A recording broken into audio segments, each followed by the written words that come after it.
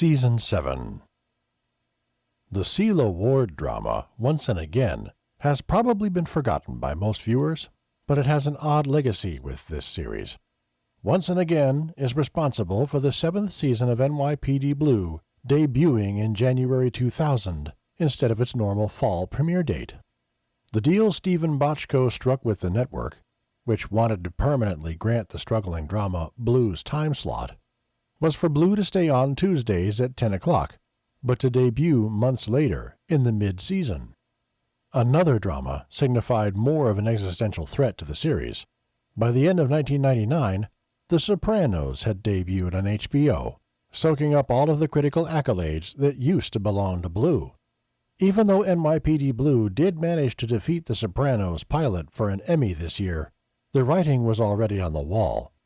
Prestige programs had moved on to pay cable, and the shows critics and TV snobs wanted to dissect and discuss weren't going to be on network TV anymore. The unintended consequence of ABC's meddling was for Blue to air 22 straight episodes without reruns, which actually aided the series with a ratings bump. Just think, 7 seasons in, and the show was actually bringing in new viewers. Unintentionally, ABC stumbled across the fact that viewers don't like having the flow of new episodes interrupted with reruns. Everyone takes this for granted now, but it was almost unheard of in 2000 for a network to debut 22 straight episodes of a series.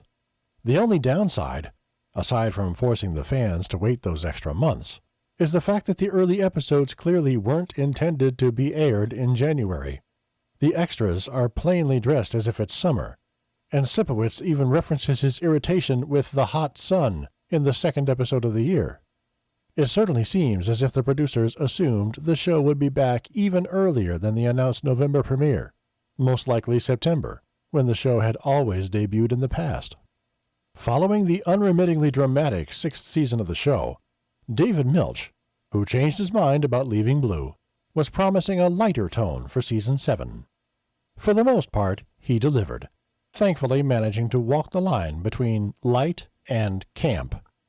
It's a strong season of detective work, interpersonal conflict, and just enough moments of levity. The season also features the exit of Andrea Thompson and the debut of Henry Simmons as Baldwin Jones, a character who sticks around until the final episode. The cast this year consists of Dennis Franz as Detective Andy Sipowicz. Officially the star of the show, Franz actually has less to do this year than possibly any year prior. He's still in every episode, and is clearly intended as the sharpest detective in the squad, but his character's personal conflicts rarely dominate the season.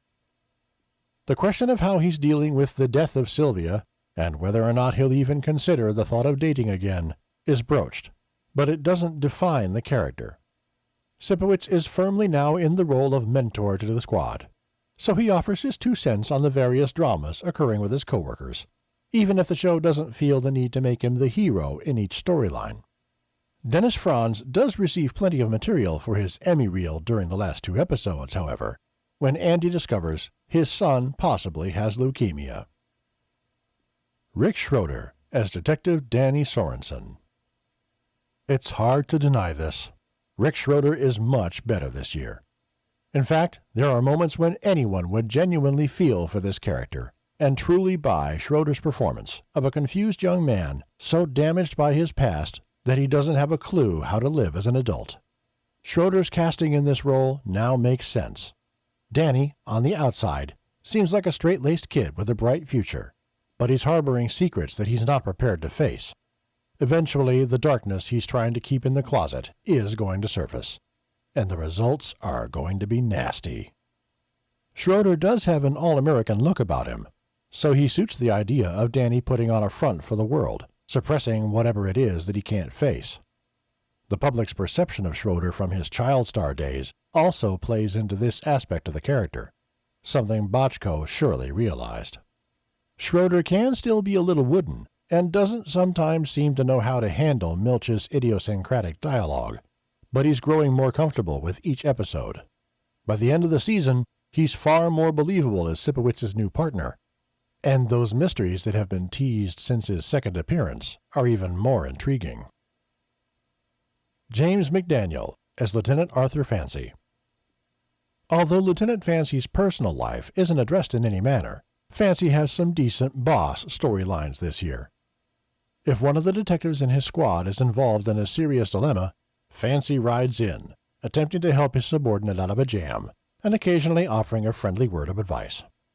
Fancy's character has rarely intersected with Jill Kirkendall in the past, but they have a few memorable moments this year. We even see Fancy attempt to lecture Diane in the season finale, while she's in the middle of Jill's mess, which leads to 3 separate scenes of the cast trying to discern Fancy's true motives for the conversation. Fancy's major storyline this year involves a former friend he's known since his days as a uniform cop, who resents Fancy's continued support of Sipowicz. Lieutenant Abner maintains that Sipowicz is a bigot, and Fancy is either too career-minded or too cowardly to do anything about him. The Lieutenant Abner plot only runs a few episodes, and ends the way far too many Blue stories end, but it provides James McDaniel with some great material. Kim Delaney as Detective Diane Russell. Diane Russell has an impressive showing this year. Not only is she involved with stories that allow her to become more than Bobby Simone's widow, but she's consistently portrayed as a sharp, competent detective. Diane's friendship with Jill, and her budding, mother-son relationship with Danny, keep her in the spotlight for much of the season. Diane's willingness to reach out and help the other characters on the show almost turns her into a female Bobby Simone.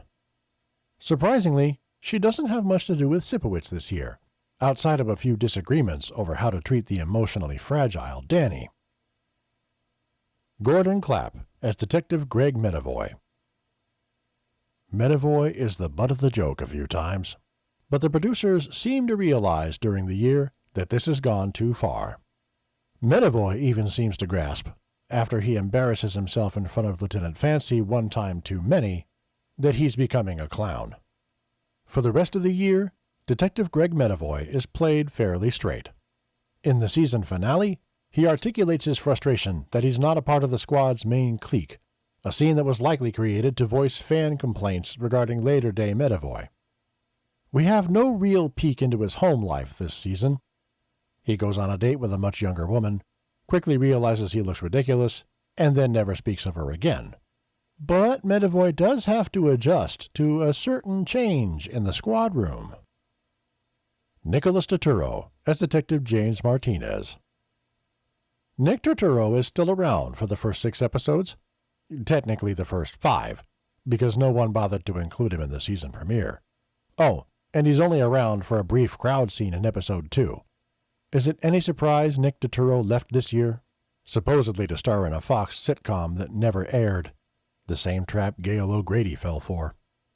Detective James Martinez passes the sergeant's exam, and, with prompting from his off-screen wife, takes the promotion. His final episode heavily implies that he doesn't want to leave, leading you to believe that maybe the producers aren't finished with James Martinez yet, except that they are. Nick Turturro never returns, and we never hear Dennis Franz's unique pronunciation of Martinez again. Andrea Thompson as Detective Jill Kirkendall. Around halfway through this season, Andrea Thompson announced she was leaving the series. She didn't think a sitcom or movie career was in her future, however. Thompson decided to pursue her first love of broadcast journalism, and departed the series to anchor the local news in Albuquerque, New Mexico. Within a few years, she was a headline news anchor, although this didn't last long. She returned to acting in 2003. Season 7 brings us the most intensive look at Jill Kirkendall yet, as her ex-husband re-enters her life with promises that he's no longer the screw-up she knew when they were young. It turns out that Don is actually even deeper in the grime than ever before, working as a drug mule for a mysterious South American cartel.